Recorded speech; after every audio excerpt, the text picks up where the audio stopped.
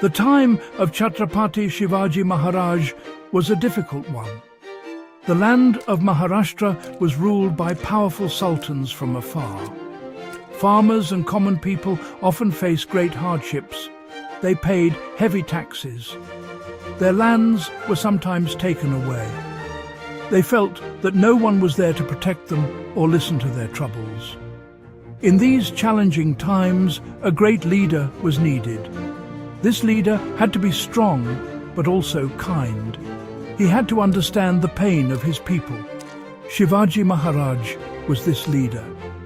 He dreamed of Swarajya, a kingdom where his own people would rule themselves, with justice and fairness for everyone. Shivaji Maharaj knew that to build a strong kingdom, he needed the trust of his people. He was not a king who wanted to sit on a throne in a grand palace, far away from everyday life.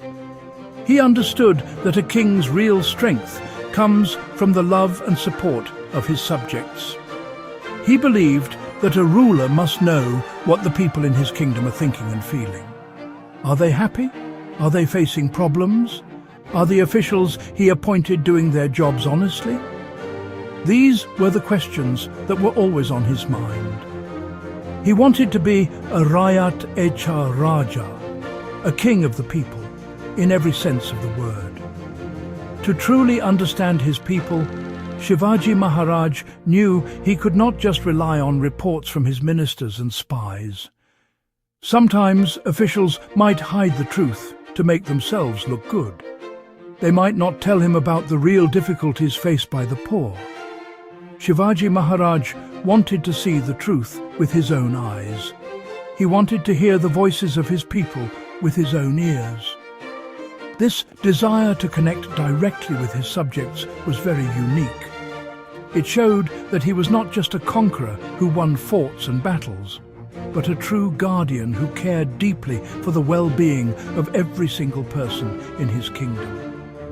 This deep sense of responsibility made Shivaji Maharaj think of a clever plan.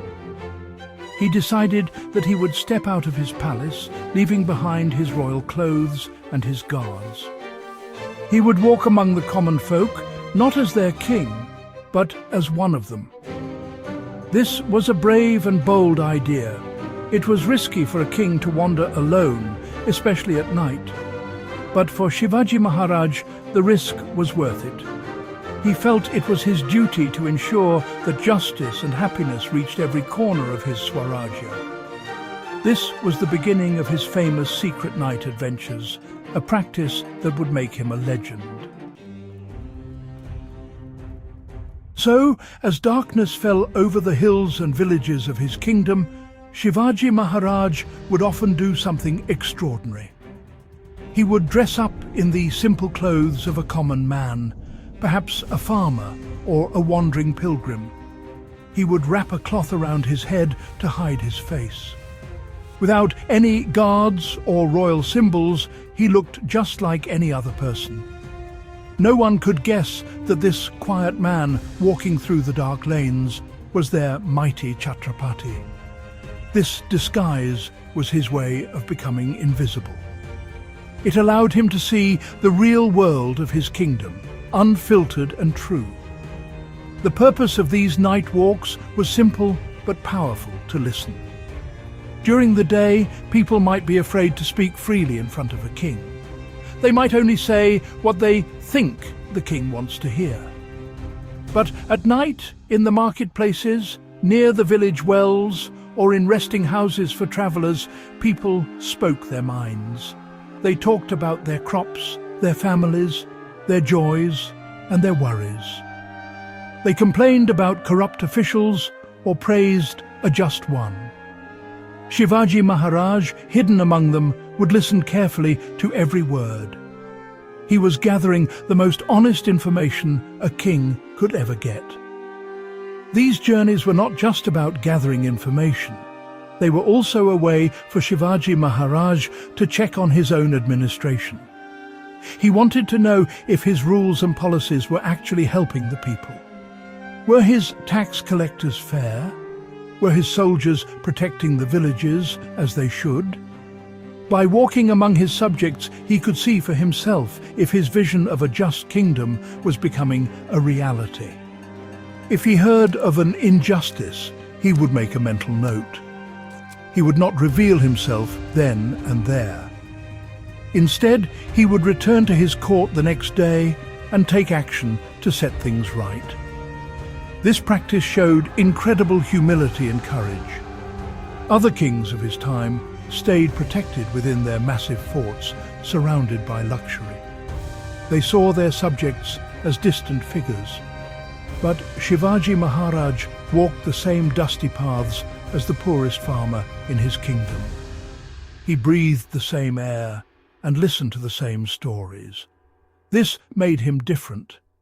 He was not just a ruler giving orders from above, he was a leader who walked alongside his people, sharing their journey and understanding their world from the ground up. This was the secret to his great connection with his people. One night, during one of his secret walks, Shivaji Maharaj learned a very important lesson. He was disguised as a tired traveller and sought shelter in the house of a poor old woman on the outskirts of a village. The kind woman welcomed him in, though she had very little to offer. She saw that he was hungry and quickly prepared a simple meal for him. She served him hot bhakri, a type of flatbread with some vegetables. Being very hungry, Shivaji Maharaj eagerly broke a piece from the center of the hot bhakri and immediately burned his fingers. Seeing this, the old woman gently smiled and said, "Son, you are eating just like our king, Shivaji. You are making the same mistake he is." Shivaji Maharaj was stunned. He was curious to know what she meant. He asked her, "Mother, what do you mean? What mistake is our king making?" The old woman, not knowing who she was talking to, spoke freely. She explained, "Our king, Shivaji, is a good man, but he is trying to conquer the big, strong forts in the center of the enemy's territory first. He should instead conquer the smaller, weaker forts along the borders first, just as you should eat the cooler edges of the bhakri first before reaching the hot center." Shivaji Maharaj listened to her simple words with great attention. It was a moment of great realization for him. The old woman's simple logic was a brilliant military strategy. She was right. By attacking the enemy's strongest forts directly, he was wasting his resources and energy. If he first secured the borders and captured the smaller surrounding forts, he could slowly weaken his enemy from all sides. He could cut off their supplies, and then, when they were weaker, he could easily capture the main central fort. This was a lesson in strategy from the most unexpected of teachers. He thanked the old woman for the food and for her invaluable wisdom. He left her home that night not just with a full stomach, but with a mind full of new ideas. The very next day, he changed his military strategy. He started focusing on capturing the forts along the borders, slowly building his strength and surrounding his enemies. This new approach proved to be incredibly successful and helped him expand his Swarajya more effectively. This story shows how Shivaji Maharaj was always open to learning, even from the humblest of his subjects. His greatness was in his ability to listen to everyone. Shivaji Maharaj's night walks did more than just provide him with information and strategy. They built a powerful bond of trust between him and his people. Stories of his secret visits spread throughout the kingdom. People began to believe that their king was always watching over them, not as a spy, but as a caring guardian. They felt that even if they could not reach the king's court, the king could reach them. This made them feel safe and important.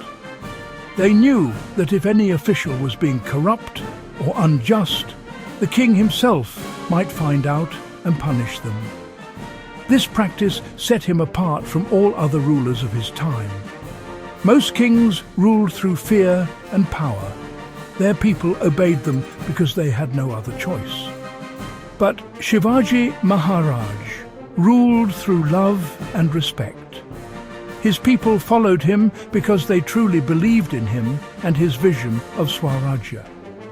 They saw him not as a distant master, but as a father figure who understood their problems and worked tirelessly to solve them. This created a strong sense of loyalty among his subjects, who were willing to fight and sacrifice for their king and their kingdom. His actions teach us a timeless lesson about what it means to be a true leader. Leadership is not just about having power, winning battles, or sitting on a throne. It is about compassion, empathy, and a deep connection with the people you lead. A great leader does not just command, they listen. They do not just rule, they serve. Shivaji Maharaj understood that to lead people, you must first walk among them and understand their lives. His greatness came from his heart, which beat for the well-being of his people. In the end, the legacy of Shivaji Maharaj is not just in the forts he conquered or the kingdom he built. It lies in this profound example of leadership. He showed the world that a ruler's true strength is not in his sword, but in his ability to win the hearts of his people. By disguising himself and walking among them, he was not hiding his identity. He was, in fact, revealing his true character as a just, humble, and caring king. This is why, even centuries later, he is remembered with so much love and respect as a king of the people.